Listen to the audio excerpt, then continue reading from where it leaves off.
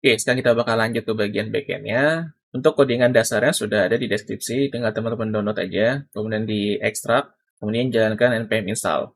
Karena package di sini udah disiapkan, tinggal teman-teman install aja. Kita hanya akan menggunakan 3 package, yaitu Formidable, MySQL, sama Nodemon. Untuk Formidable sama MySQL mungkin akan dijelaskan sambil berjalan ya, tapi gampangnya Formidable ini untuk ngehandle request yang dikirim dari user atau dari front-end, kemudian MySQL untuk database management systemnya. Tinggal kita jalanin aja npm install di sini, tunggu sampai selesai, tergantung dari kecepatan internet masing-masing ya.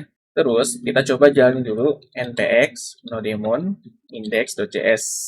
Untuk nodemon udah pernah aku ajarin ya di tutorial JavaScript backend sebelumnya, jadi nggak perlu aku jelasin lagi. Kalau udah seperti ini hasilnya berarti nggak ada masalah. Tapi jangan dibuka dulu localhost-nya karena udah pasti nggak akan jalan karena di index.js-nya fungsinya ini masih kosongan. Jadi kita bakal isi dulu fungsinya di sini. Kita bakal bikin routing sederhana dulu.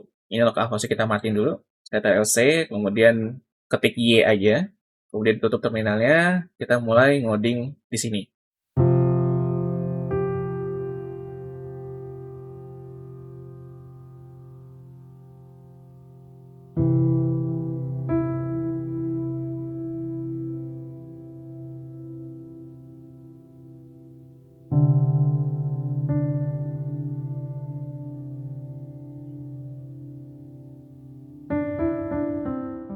Oke, ini kita udah coba bikin satu root ya. Kita bakal coba akses dulu di localhost-nya. Tinggal jalanin lagi npx nodemon. Kemudian nanti kita buka di browsernya ya, yaitu localhost 8080. Terus jangan lupa ditambahin /.resepi ya. Karena kita bikin rootnya resepi, maka hasilnya kurang lebih seperti ini, yaitu ada hello world dan respon 200. Kalau teman-teman mau tampilan browser seperti ini, ketika mendapatkan respon dalam bentuk JSON, silakan teman-teman download Mozilla Firefox yang versi nightly-nya. Tapi sebenarnya ini nggak best practice ya, seharusnya kita ngetesnya lewat Postman, tapi nggak apa-apa. Kita coba via browser dulu, karena memang aku pengen ngetes Node.js-nya bermasalah atau tidak. Tapi kelihatan di sini tidak bermasalah ya. Ini udah oke, langsung keluar responnya, berarti nggak ada masalah. Kita tinggal bikin lanjut routing yang lainnya. Balik ke codingan, kita lanjutin lagi di sini.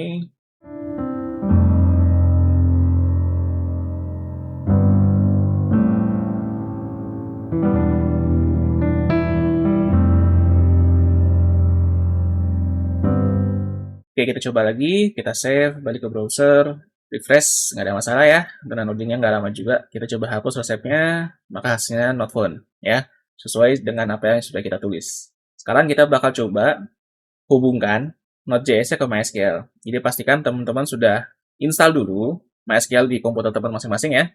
Bisa pakai SAPVP atau pakai Laragon atau pakai WAM atau server lokal lainnya lah. Di sini aku pakai Fido.env, tinggal teman-teman cari aja MySQL di sini. Tapi di sini aku nggak pakai MySQL, tapi pakai MariaDB.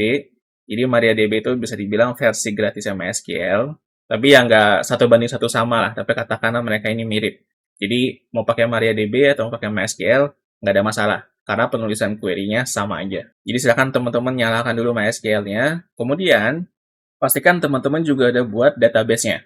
Di sini aku udah bikin database-nya, yaitu ada database namanya MyRecipe. Kemudian di dalam database MyRecipe ada yang namanya table recipe. Jadi di sini udah ada kolomnya, yaitu menggunakan ID, kemudian title, how to, dan created at, updated at, feature part, dan description.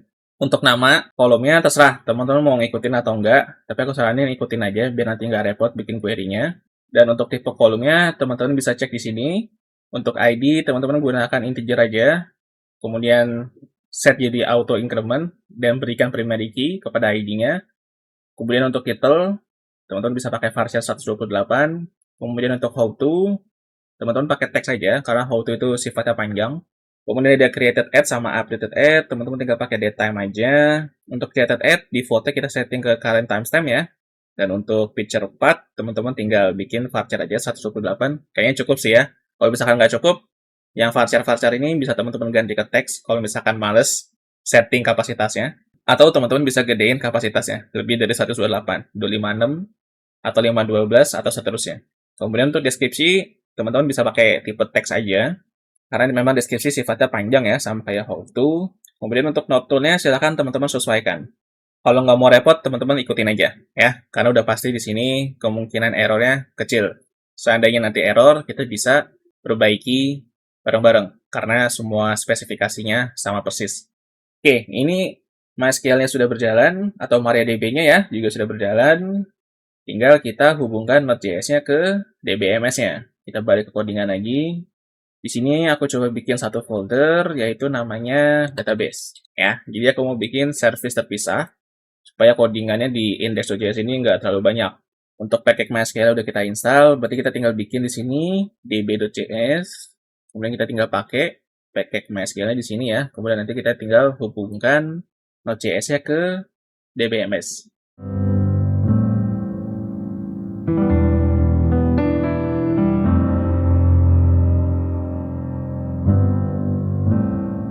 Oke, untuk config DB-nya seperti ini.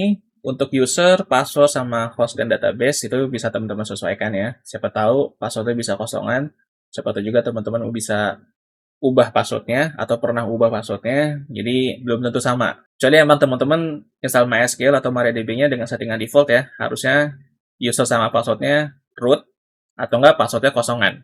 Tinggal teman-teman cobain aja. Kalau database, kalau sama teman-teman tidak melakukan perubahan nama, maka ya udah tulis MyReceipt aja di sini. Intinya sesuaikan sama spesifikasi database masing-masing ya.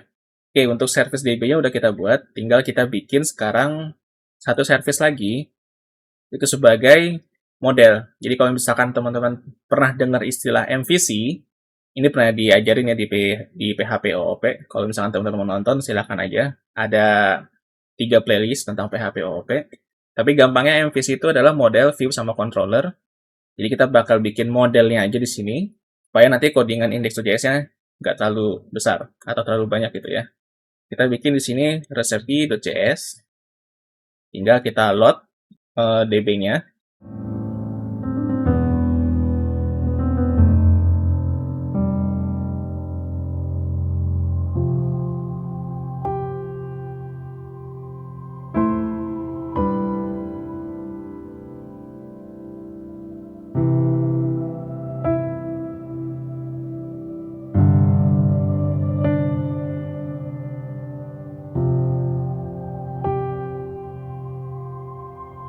Oke, ini untuk codingan service awalnya. Ini untuk ambil indeks ya ceritanya. Jadi di halaman indeks kita akan menampilkan seluruh resep yang kita punya. Jadi kita kasih nama fungsinya all di sini. Kemudian ini query-nya. Kemudian query-nya akan dijalankan dari service DB yang udah kita buat tadi ya. Kemudian hasilnya nanti akan diperiksa terlebih dahulu. Kalau nggak ada error, maka dia akan mengembalikan sukses sama dengan true.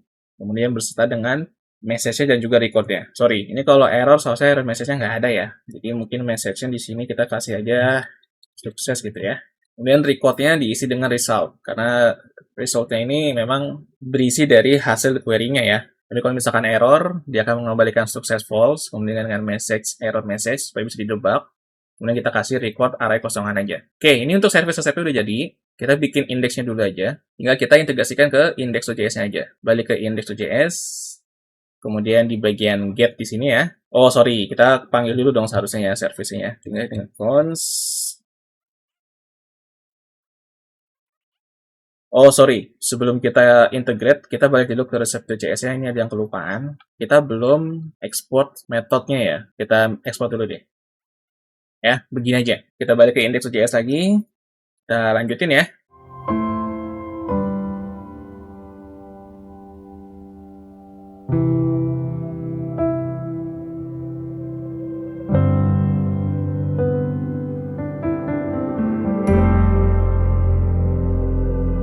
Oke, kurang lebih seperti ini. Kita bakal coba di Postman ya sekarang. Silahkan teman-teman buka Postman-nya. Jangan lupa diketik ulang dulu kodenya. Di pause dulu. Ini simple ya. Kita cuman bikin satu tambahan aja di sini. Load service yaitu receipt. Kemudian resepnya ini kita panggil metodenya yaitu method all. Kemudian nanti kita kasih callback di parameter fungsi all-nya ini. Kemudian nanti kita cek kalau misalkan data result-nya true, maka akan mengembalikan nilai respon 200. Begitu juga dengan message-nya dan datanya. Kalau misalkan nggak true, atau datanya error, atau query bermasalah gitu ya, kita akan kembalikan respon 500. Beserta dengan error message-nya.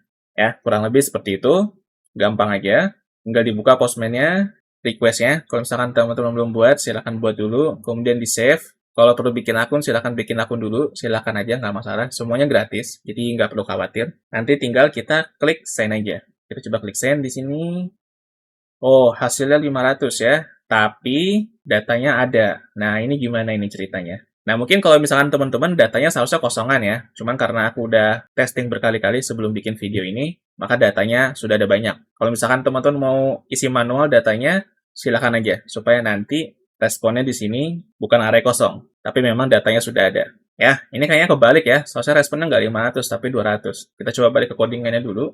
Nah, ini ada salah ya. Seharusnya ini bukan result nih. Kalau kita balik ke receipt.js-nya, di sini kita bikinnya sukses ya. Nah, ini salah nih. Ini kita tinggal ganti aja di index.js-nya, data result jadinya data sukses. Tinggal di save, balik ke Postman, klik send lagi, maka hasilnya oke, 200. Berarti nggak ada masalah.